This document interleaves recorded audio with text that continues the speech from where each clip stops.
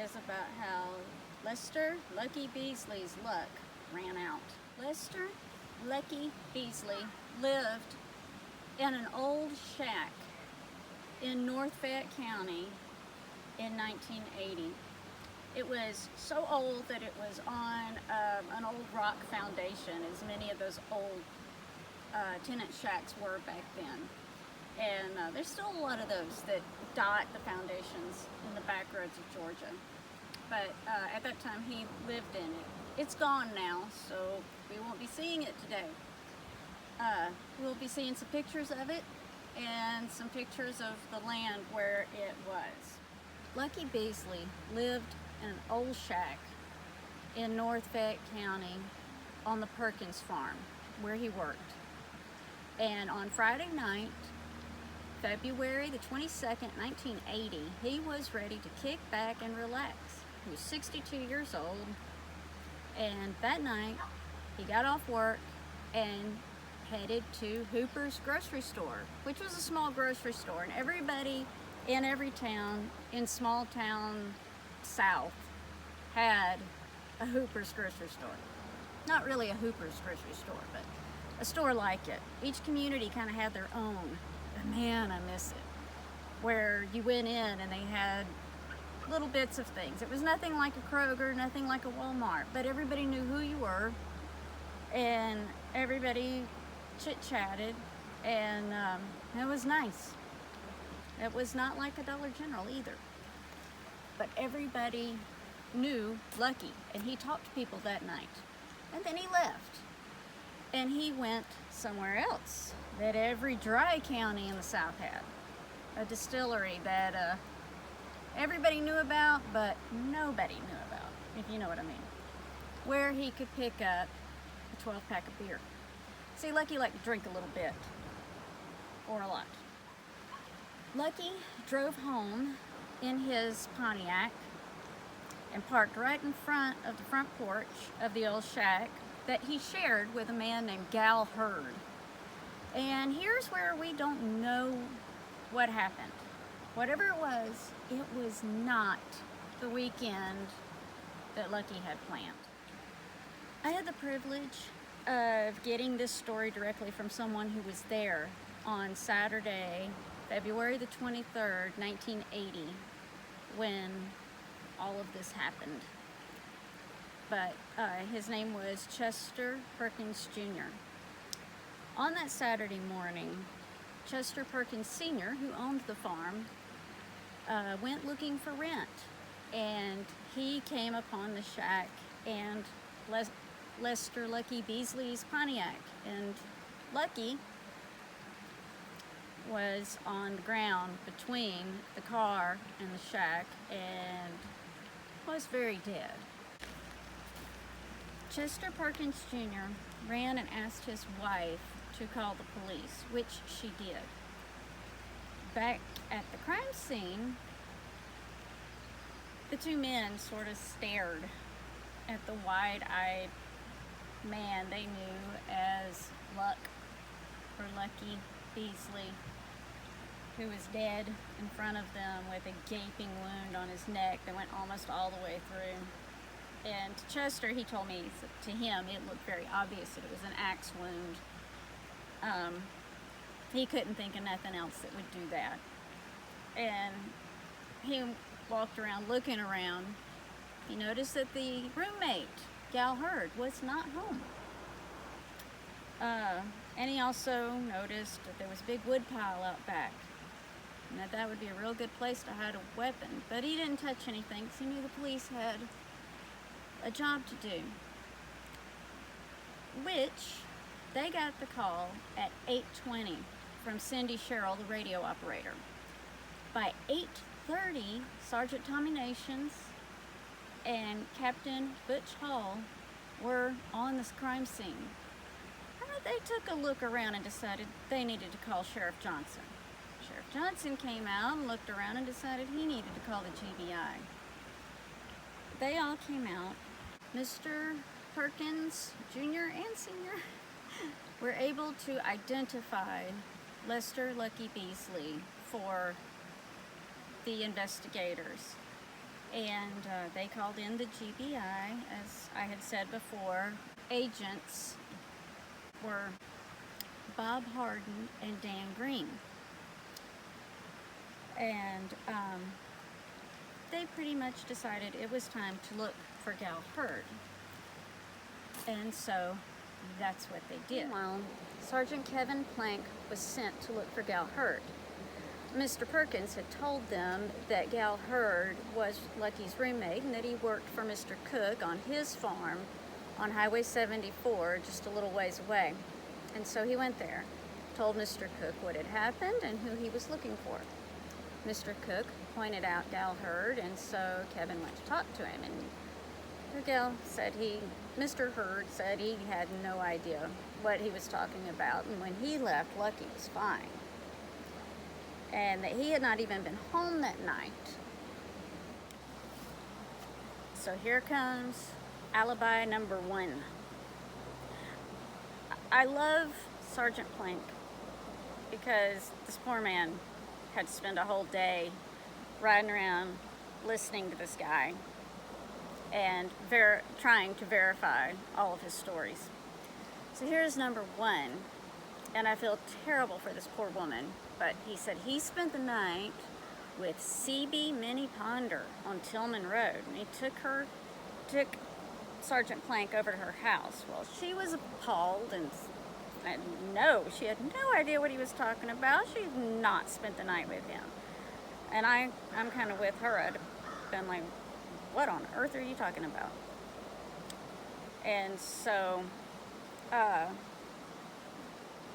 Sergeant Plank got back in the car and said, no. She says that did not happen. And he goes, oh, yeah, hang on. That's not what it was. Here comes alibi number 2. Alibi number 2 was that he had dinner with Joe Lee Beasley and his wife.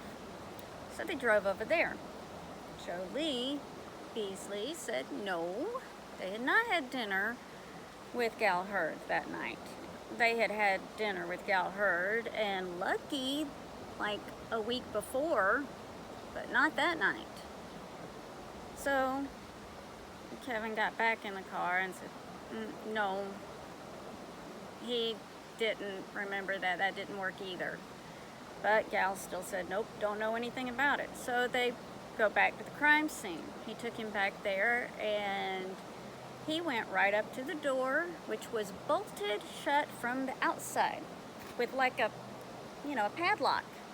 And he opened it up. Nobody else had a key. Perkinses didn't have a key. They didn't find one on Lucky.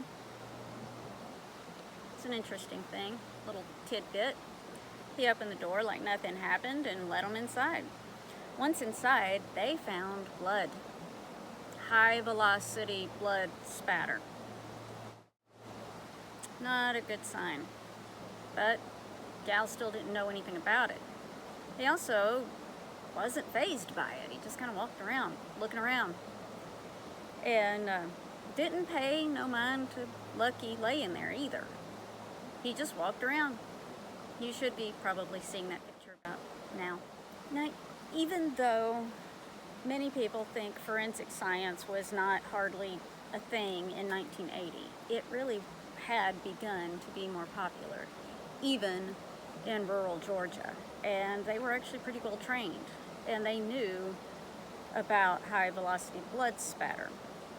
But something was confusing them because they saw the normal arterial spray in the house and some on the porch, but there was a really unorganized spatter all over the walls and ceiling of the porch and on Lucky's car and on the ground and everything all around Lucky. It was kind of strange. It just didn't fit. And so they just really didn't know what to do with it. That part they were just kind of, and they were trying to talk to Gal Hurd about it, and he's still like, I don't know anything about it, which is really hard to believe because Sheriff Johnson was really having a hard time believing it because, here we are, this man's, there's a dead man in your yard. There's blood all over your house, and there's really no other person around who knew anything about it. You were the only one who had a key to the house, and still you're standing there saying, I don't know who I have no idea why he's dead. There's blood all over my house, I don't know, and basically don't care. So Bert's story had become so ridiculous at this point that Sheriff Johnson couldn't take any more, and so he arrested him and put him in the car. And as they were driving to the jail, Gal Hurd seemed very confused by being arrested. Seemed to think that the fact that he was being arrested for only not having told the truth. So he said that he killed Lucky. He said that Lucky often got drunk, and that when he got drunk, he was mean. He was a mean drunk, and he threatened him, and he was younger and a little bigger, and he had had all he could take, and so he got mad and he hit him.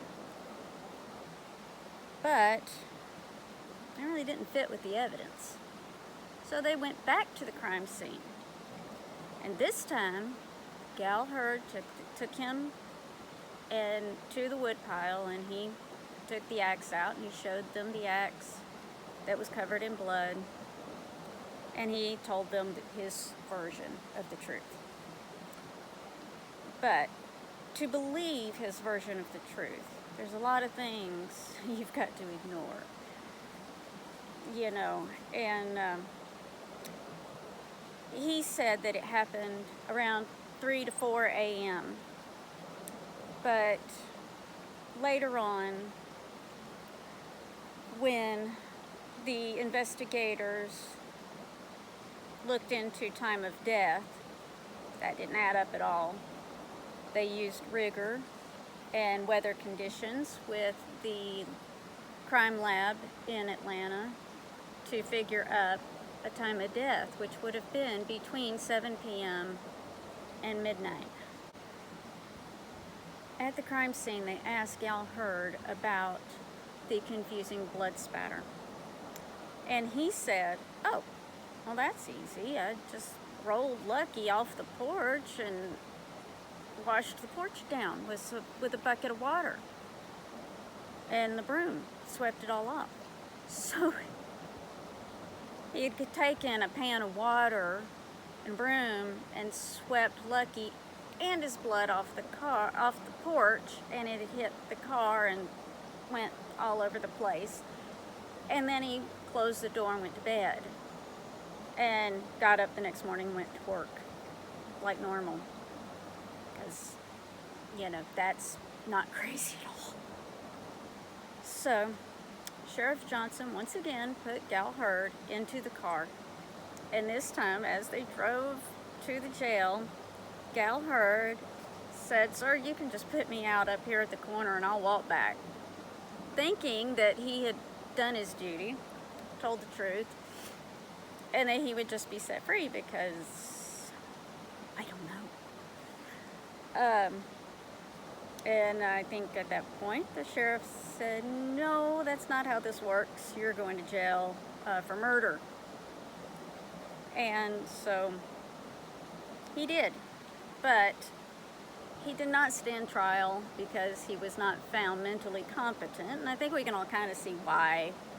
Although to me it seems like he knew enough of right and wrong to try to hide it, but obviously there was something wrong with the man. He spent the rest of his life in a mental institution. Sad, but true. And later on, the shack was torn down, and Mr. Perkins Jr. built a house not far from that location and planted trees and erased it. Strangely enough, he told me that was not the only killing in that house. That was the third killing in that house. I think it was time for that house to go. Not sure what the deal was with that house, but it was time for it to go. And so that is the story of how lucky Lester Beasley's luck ran out. And I think maybe the moral of this story is be careful of the friends you choose. Make sure they're not a little psychotic, maybe, you know? Anyway, the end. Till next time. Bye, y'all.